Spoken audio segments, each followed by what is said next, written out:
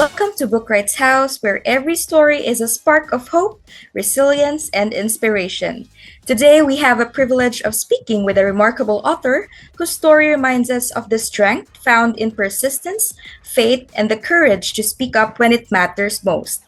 David Albert Francoeur is the author of Uncommon Sense, a Gen X tale and an inspirational guide to advocate for yourself. A gripping, emotional, and ultimately empowering narrative about facing a life threatening diagnosis and refusing to surrender to it. Good day, David. I'm Elijah Barcelona. And on behalf of Bookwrights House, thank you so much for being with us. We are honored to share space with you today and talk about your extraordinary book. So let's dive in. Okay, first, let's talk about the inspiration and turning point of your book. Your story begins with an unimaginable moment, being told by a team of doctors that you were going to die.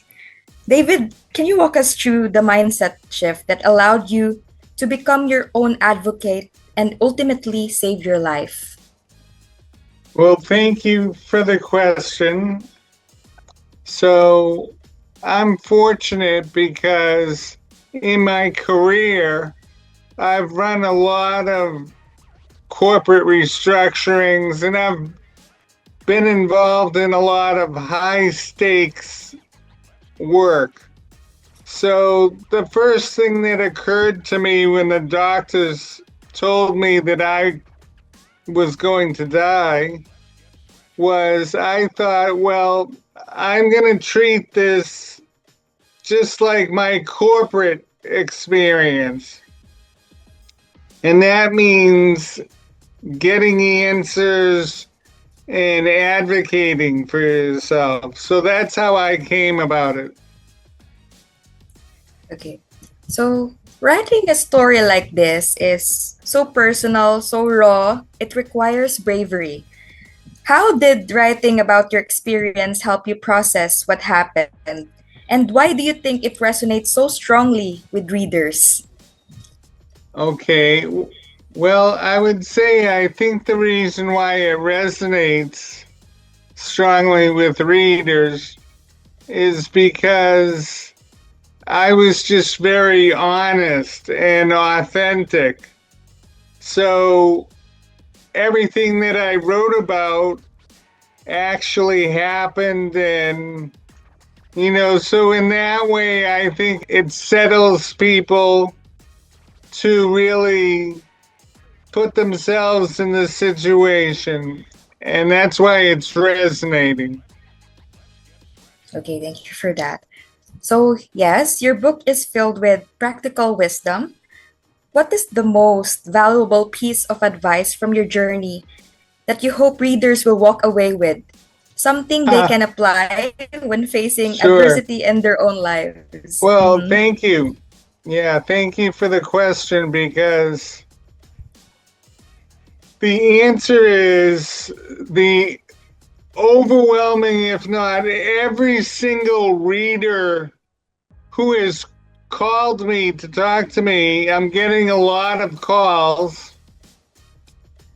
And everybody that I've spoken to in person cites the same advice from the book. And that's where I tell a story of when I was 10 years old.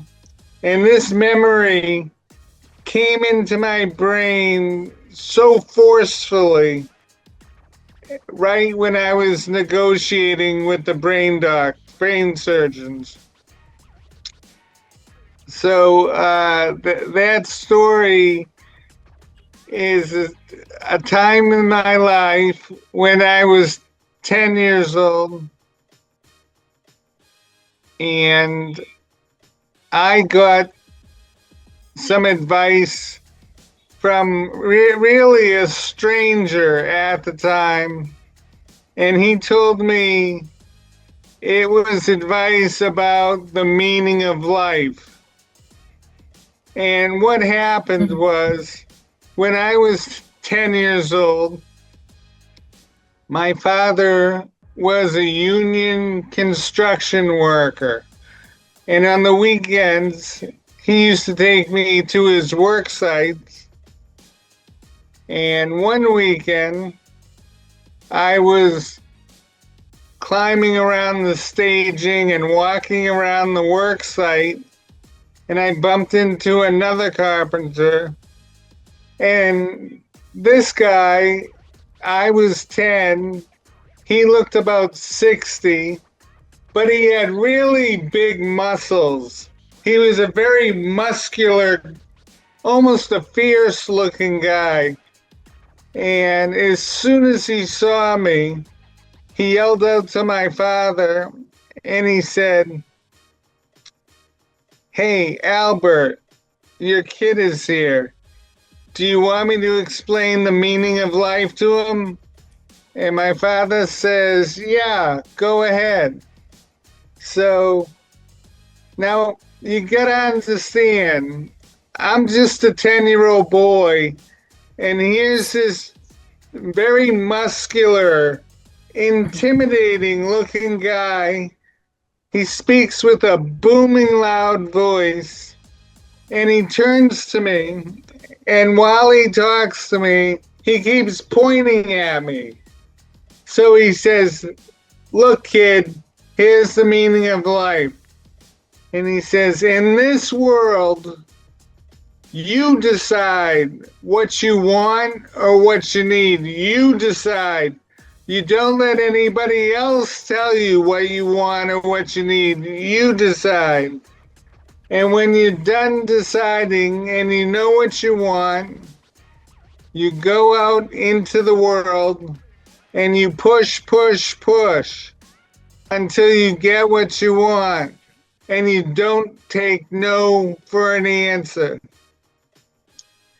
And then he looked at me and he said, "And that, my son, is the meaning of life."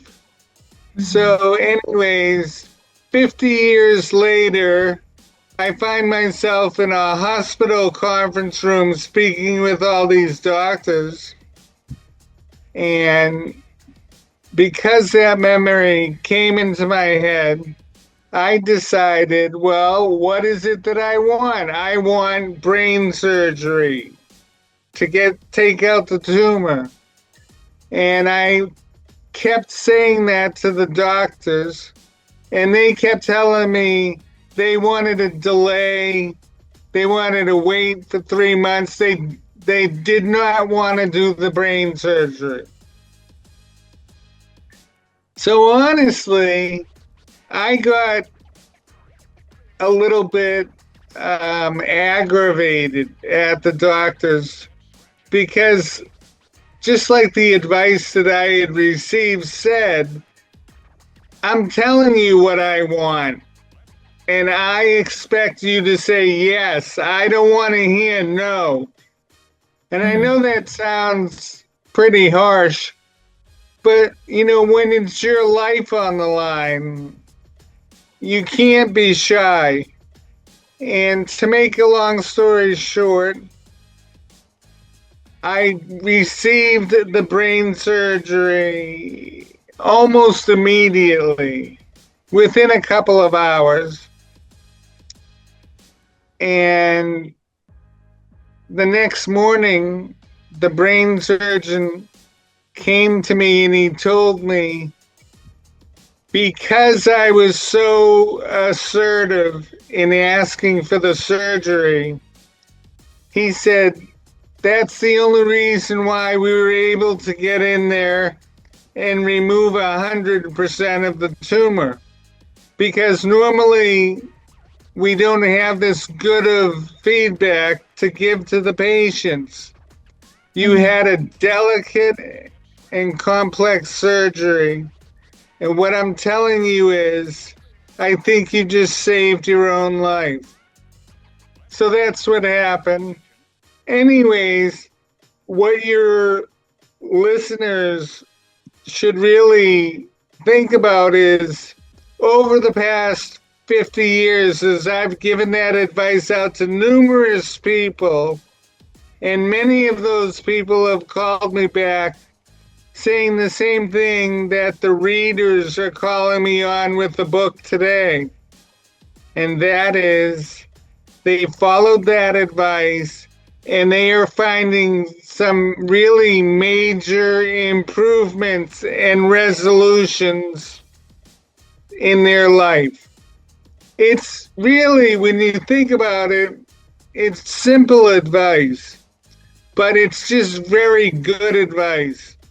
So many people have been following it and using it successfully. For me, it saved my own life.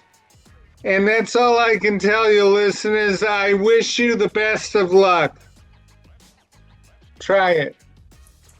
Okay, so David, I'm sorry. Okay, you can I continue. was just going to say, I hope that answers your question. Actually, it answers three of my questions already. That was really a good answer. Actually, yes, indeed. Okay, great. Okay, so let's talk about reflections and connection. Okay, so your story reads like a Hollywood movie, actually. But I've at heard its that. heart, yes, it's deeply human and deeply relatable. So you invite readers into your shoes, and in doing so, you inspire them to consider how they might respond in a similar situation. So, as someone who come through such a harrowing experience and shared it with the world, how has this journey changed you, not just physically, but emotionally and spiritually? Oh, wow. Well, physically is easy.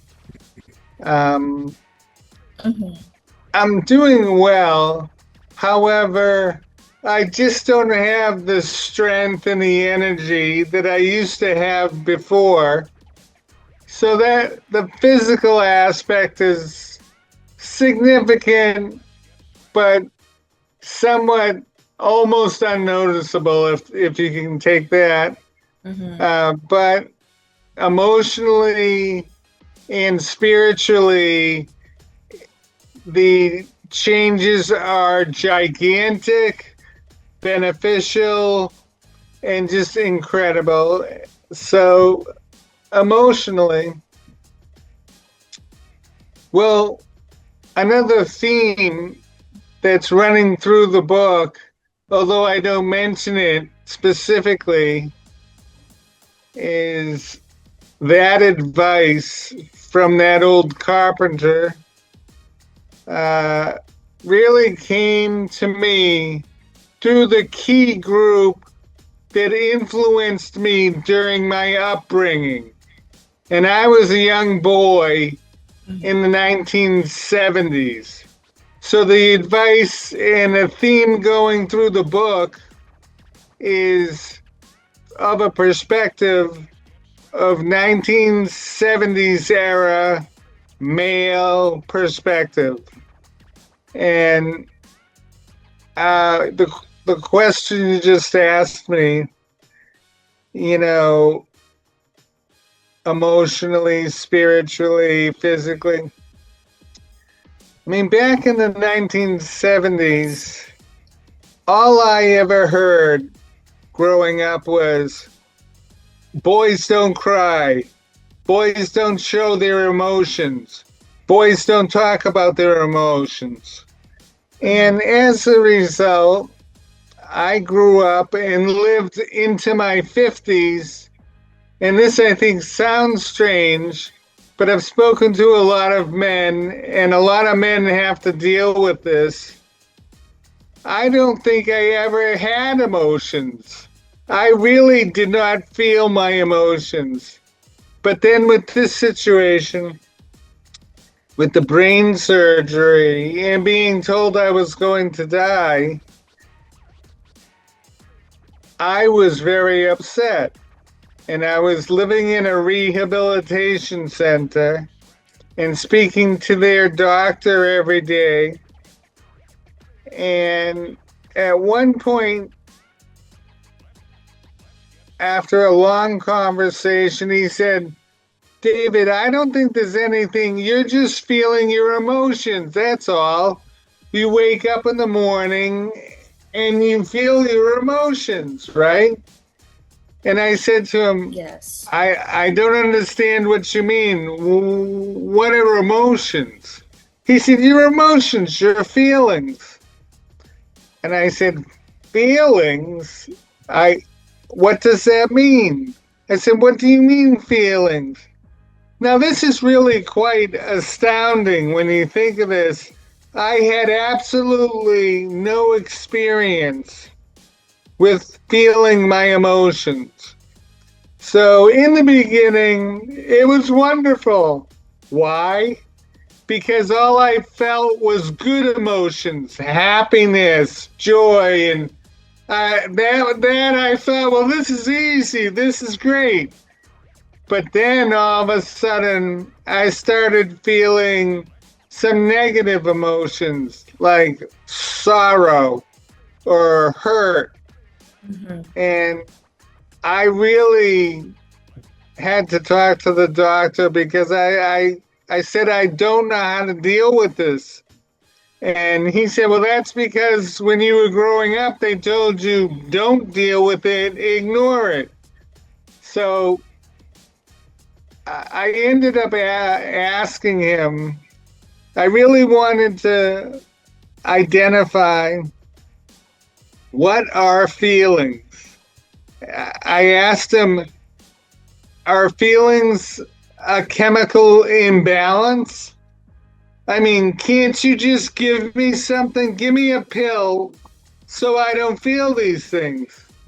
Mm-hmm. And Yes. he told me, no, that's not possible.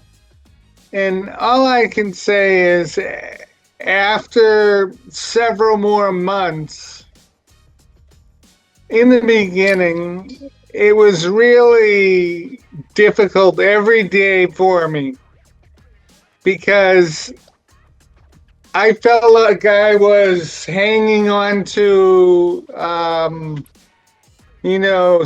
something dangerous.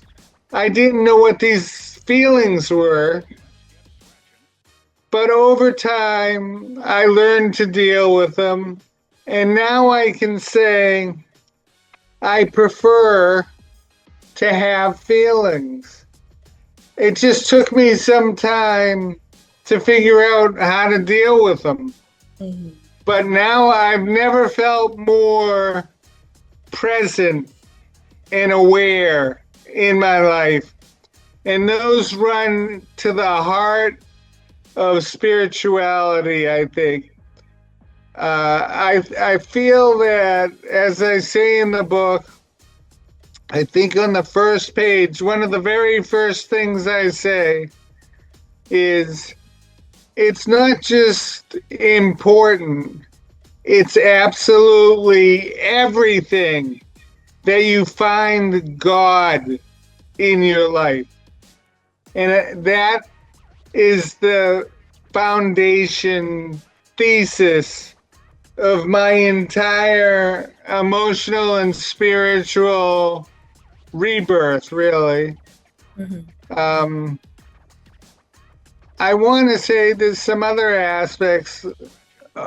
Well, I'm trying to put myself in the position of your listeners, and I would say, when you hear my story about confronting death in a large hospital, a neurological facility, I feel like what God has showed me is that's really not that different than everywhere else that you find yourself in life. The thing is, in our society, I think it tells everybody, men and women, young and old, that there are experts and these people know what to do. And you're not an expert. But what I have found with this situation But also, as I said, every other situation you find yourself in, if you just use your own brain and think on your own, and like my 1970s era men would tell me, be smart, don't be a dumbass, and make the right decisions all the time, and no complaining. Now go get to work. So that's the attitude I went off with. And I found many situations where I felt like some of the people working in front of me were incompetent. And that's scary when you think your life is in their hands. So at that point, I decided to reflect on the advice from the old carpenter, and I just put my own brain on it.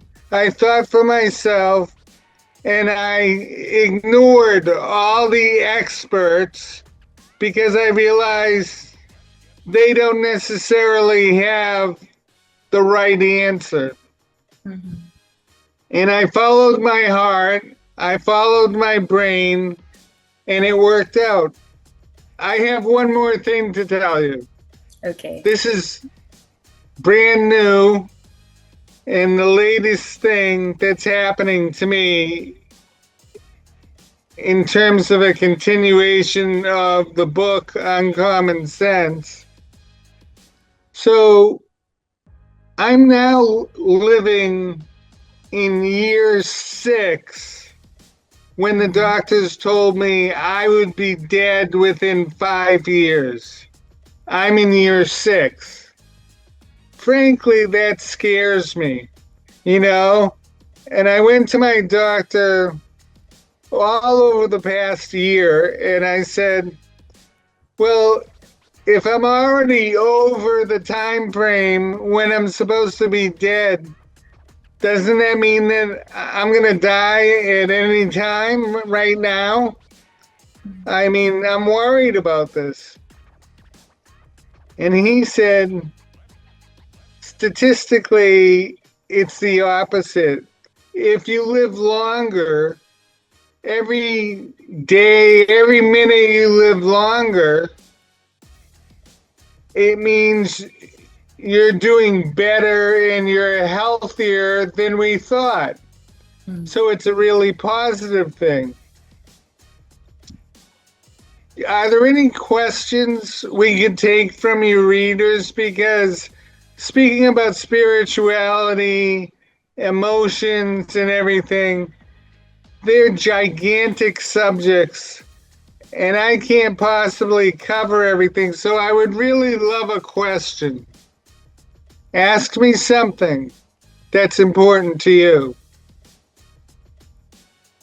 Oh, right now, from me? Yeah. Okay, that's a really realistic advice. So, okay, I'm at the time wherein I don't know anymore what's going on with my life. So I don't know what path to take anymore. So I don't know if, yeah, We're all I'm at the that. point. Yes, I am at the point right now. So it's either I take the right path or the one that's, closer to what I'm already used to, or should I take another path? Take another path that that's shows different. you're very aware just by saying that. You can see yourself. Yes. Just that, I think from everything you've told me, from the realistic advices, from what you've gone through, I don't, what advice can you give me? Well, that's an excellent question. And the advice is that as you look at yourself and the way you behave in this world, you have to realize that to be assertive also means you must be polite and courteous. But I feel like as long as you're polite and courteous, then you're able to say whatever you want within reason. However, is my experience, and I think I've heard this from a lot of people, as soon as you start to be even just a little assertive, you're going to find a tidal wave of people telling you, you can't do that, you shouldn't be that way, you're wrong, you shouldn't be so assertive. I mean, unfortunately, the world is full of a wall of negativity. So you have to have your shields on and just decide that you're going to do what you want to do. And if people are upset, again, you can be polite and courteous and say, I understand why you might be a little upset, but please, my point is just keep being assertive, but always be exceptionally polite and courteous. And I think that last part is really a fundamental truth in spirituality, which is we've always heard you should treat other people the way you want to be treated, right? Yes. And that's just a gigantic statement. I mean, you have to live it. You have to truly treat people the way you want to be treated. And I think that's just an important point to bring up. Because while you're experiencing all this negativity, if you begin to be assertive,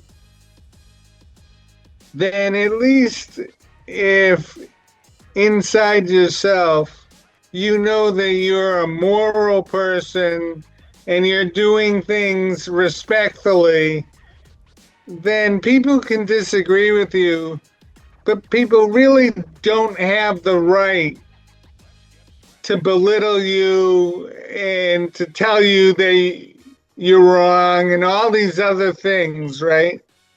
And I think that approach just shines a light on yourself and on everybody around you. And I call that light awareness. Yeah. So that's my answer. Okay, thank you for. I really needed that one because I don't know. Right now, I'm really facing crisis like in my life. I haven't like really felt this before because right now I'm really like lost. So yeah, I needed someone to Well, say that to me. So I thank you want for to that. help, but first I gotta say you seem very personable, very smart, well-meaning, polite, everything. So I don't see that you are in trouble. But Uh-huh. Yeah, that is how we mask it. You just okay, yes, laugh it yes, out, you just smile, you're yeah. doing what I So did. that yes, you need to mask. So yeah, I really felt when you said it that we keep the emotions inside of us. So like yeah, actually as Oh the yeah, eldest sibling, as the eldest yeah, sibling, yeah, I really have to take everything like inside as much as possible. So yes, thank you for that advice. Yeah, yeah. that was really Oh, heartfelt. you're making me think. The other gigantic thing that I feel has been revealed to me by Mm-hmm. God is what one of our core responsibilities is, and that is that you have to discern. Have you Yes. heard the term? Yes, Okay, discern. so DISCERN. And I have a lot of young people in my life, and I have tried to instruct them to discern simply means you're going to take a second and really think about something. And you think about, well, what could be positive? What could be negative? Think about the whole situation and then decide what it is that you're going to do.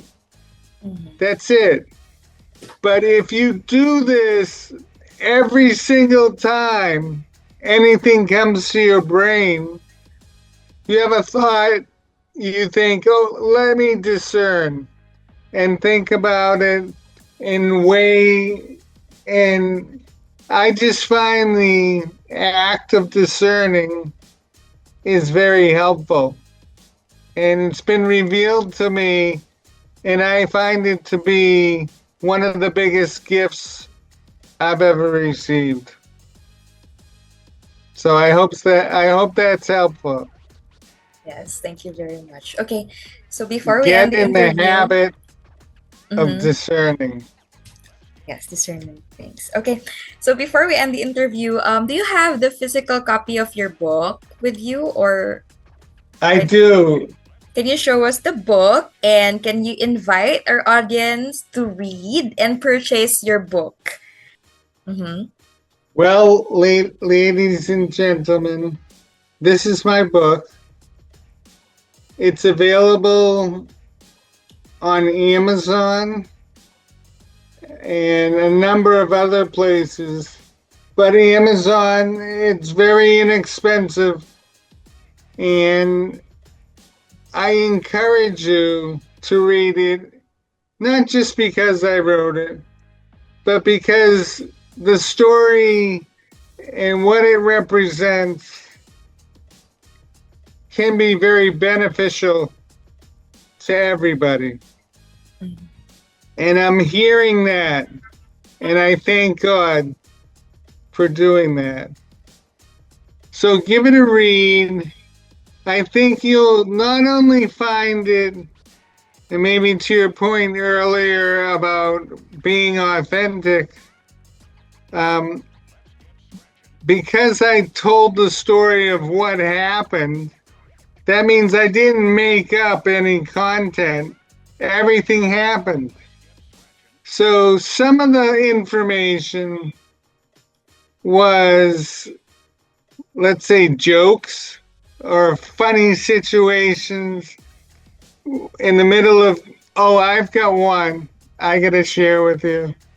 But I have to warn you, there's one swear word. Okay. So I'm at the hospital, and the doctors send me to a hospital room. And a short time later, a couple of nurses come to my hospital room, and they say, David, the brain surgeon is here. He's getting ready to do your brain surgery. He just wants to know, is there anything you'd like to say to him before he does your brain surgery? So I think for a second, turned my head and said, yeah, tell him I say, don't fuck it up. And, you know, that's a small thing. But the next morning, the brain surgeon said to me, again, you had a delicate and complex brain surgery. He said, and when I heard what you said to me, at first I thought you were kind of hitting me. He goes, but when I thought about it, I really understood why you would say that we need 100% success That's it, nothing less. And he said, so it was really helpful for me to hear what you said. And that's another example where if I listened to the experts, as soon as I said that, the nurses said, oh, we can't tell him that. We can't tell him that. And I said, politely, I said, that's what I said. Please tell him. And they did. And here's the brain surgeon saying he found it helpful.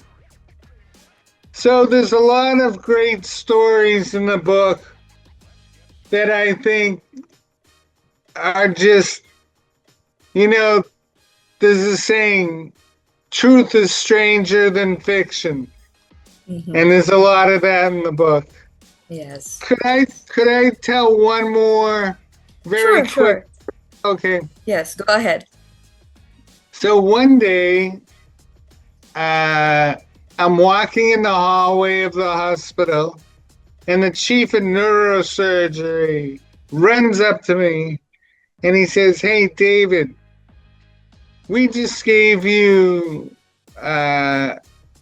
the highest levels of radiation we've ever given anyone. And you handled it well, so that's good. And he said, but then we gave you 10 weeks of the highest dosage of chemotherapy. And that was hard to handle, but you handled that too. So he said, I just want to say thank you. Thank you for doing everything we ask. Is there anything we can do for you? So I thought for a second and said, yeah, how about some better looking nurses? Now, I was just making a quick comment, and I was under a lot of pressure. I thought it was funny, but this brain surgeon, a very serious man, he broke out laughing, and we had a great laugh. And in fact, he said to me, see, David, see, this is why you're doing so well. This is the reason why you're doing well. And I said, what? I don't understand. What do you mean? He said, you have a positive attitude. You're keeping a positive attitude. Now, first, let me just say that if that wasn't so polite and courteous, it could have been offensive, and I apologized as well, because I didn't mean it to be. Okay. So, David, thank you for opening up your life to us, for your courage and your clarity. And Common Sense, a Gen X tale and an inspirational guide to advocate for yourself, is more than a memoir. It's a lifeline and a reminder that we all have more power than we think, especially when we dare to use our voices. So to our audience, thank you for joining us today at Bookwrights House. Until next time, stay strong, stay curious, and remember, when you advocate for yourself, you might just change your life. Thank you so much. Thank you. Yes, likewise. Thank you so much, and have a great day ahead. Okay, you too. Bye, everyone.